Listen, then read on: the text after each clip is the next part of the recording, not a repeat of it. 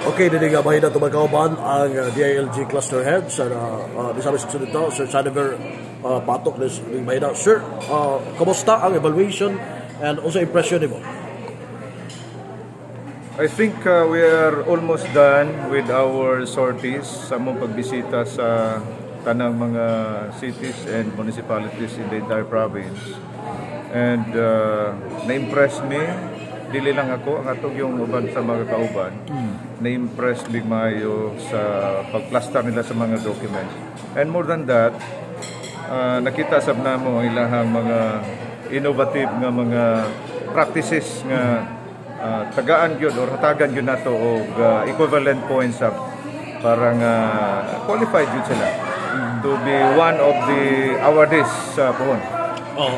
So ang tumong ani gyud is to give due recognition sa performance sa tuang mga legislative bodies, sangguniang bayan and sangguniang pamungsod. At the same time, aron pod makita ang mga areas for improvement sa ato ang previous nga mga set of sanggunian para maka-level up and then mamahimo gyud nga duol gyud ta sa quality legislation sa ato ang mga membro sa sanggunian. So sa lantaw nimo sa diri sa sangguniang panglungsod sa Ozamis unsa man ilang kini bang matawag ba nato nga mga gamay na lang mga kining kakulangon ano na among tan-aw gyud in its entirety nindot ang ilahang preparation. Okay. Doon na lay mga minimal nga mga areas nga kinahanglan nga ato agyud nga ihabol. Not necessarily nga i-improve for the next term. Ang tuyo din nga pwede pa sila makahabol sa ilang mga documents. Kay we understand nga naagi mga documents nga wala kayo nila ma-prepare. Pero ang ato ang provincial assessment team is willing to accept the submission of these documents before our calibration next week. Gikan mismo sa mga gipanday nga balaod hangtod sa pag-implement naamala during the evaluation yun sa ninyo. Ang amo yung tuyo nga quality gyud nga ato ang legislations nga makuha sa ato ang mahimo sa ato ang mga membro sa sanggunian. In this way, ang ilahang mga ordinances and resolutions naka-angkla gyud sa development trust sa national government.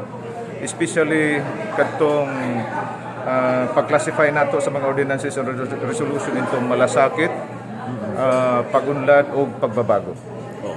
So daghan sila napanday ang doon. Yes, na-impressed me kay we were expecting kanang minimum, less than minimum lang ila di went beyond ang ilahang mga special sessions daghan kayo.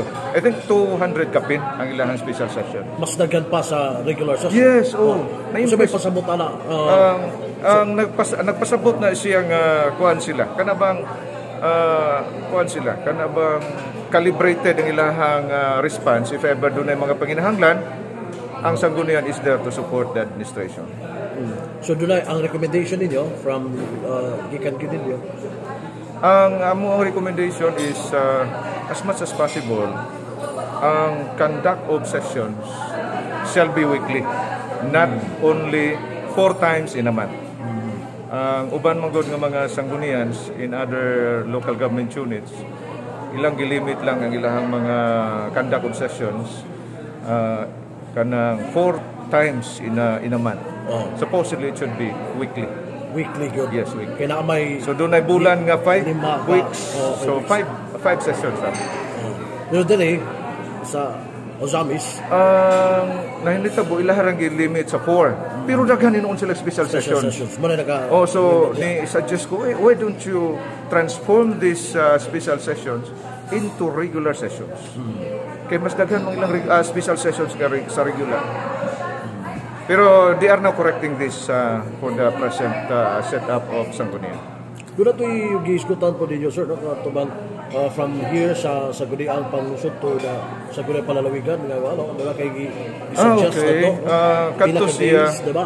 Ang standard is right after it is signed by the city mayor or municipal mayor for that matter, kinahanglan yun na siyang masubmit, matransmit, masubmit nga to sa Sangguniang Panalawigan within 3 days. So we suggest nga there should be a liaison officer from the legislative council nga right after pirmahan ni mayor ang usa ka ordinance, there and then submit dayon dito sa Sangguniang Panalawigan. Aron ma-receive siya within 3 days. Okay. Kay maximum ang points mo nato nga mahatag katong maximum nga number of points which is 2 points. Ato lang mahatag kung within 3 days ang submission. Kung more than that, nada po siya equivalent nga number of points pero lesser na. The same ra gyapon sa barangay. From barangay to Sangguniang. Mas lenient ta sa barangay kay kung ordinary ordinances from the barangay, it is ang action sa Sangguniang is within 30 days. Kung appropriations ordinance within 60 days. So dili kayo siya hago on the part sa Sangguniang Panglungsod members. So, ikapila na ni nga Sangguniang Panglungsod inyo na bisitahan or this is the second. Yesterday we were in Tangub. Karon Orzamis, tomorrow will be in All province ba sir, no? Yes, all province. Sir, ang Orzamis in 1 to 10, kung saan nga number mong ihatag sa dili sa kumuna na. Kaya we need to calibrate. Yes. Pero at least naagyod sa higher level. Na-impressed sila. Na-impressed ang atong mga kauban sa ilahang performance. Kasi kauban na to sir sa sa evaluation. Ang local legislative awards is spearheaded yun siya by the Philippine Councilors League and the Vice Mayor's League with the Philippines. In coordination with the DILG, kami may nag-implement. So, ang representative nato sa Vice Mayor's League ang president mismo, and then naasab ang representative from the Philippine Councilors League. How about sa mga lungsod sir? Unsa naman yung nabisitahan ninyo nga mga Sangguniang bayan? Sa Sangguniang Bayan, doon na tayo duha ka categories. First to third class o fourth to sixth class. Ang first to third class, duha lang nag-vie. Duha lang nag-contest. It's between Plaridel and Jimenez. Sila rin duha. For the fourth to sixth class, 12 ka mga municipalities. Nag-contest. Nag-contest. So sa Sangguniang Panglungsod, 3 lang. Ang Tangub, Orzamis, and Oroquieta. yes, okay. Sige, sir, salamat kayo. Thank you. And siguro ba sino ka additional information nga mo mo ipaabot na bila sa tumating pabinaw dito nga bayin? Ang atong katawhan, doon nako kayong kabahin sa legislation. That's why usa sa mga criteria nga gitagaan sa namo og bili ang feedback mechanism. Ang atong feedback mechanism is required to be institutionalized by the Sangguniang. Din sa feedback mechanism, ang atong katawhan can put in their suggestions in a form of resolution or ordinances, ready na, para inigbasa nila, inigabri nila silang suggestion box or feedback mechanism, pwede nang maabot part sa deliberation nila. Muna importante nga ang atong Sangguniang takes an aggressive move in kanang ato bang i-encourage atong entice ang ato ang local populace to also make themselves part of the legislation, because legislation is not just the concern of the Sangguniang, it's the concern of everybody. Kaya kita ba maapektahan sa ato ang local legislation. So naanay diri sa Orzamis katong comment box? Yes, na. Okay. Sir, thank you. And yes sir, thank you guys. Si Sir Saniver Patok ato ang gikabismo sa buhatan sa DILG.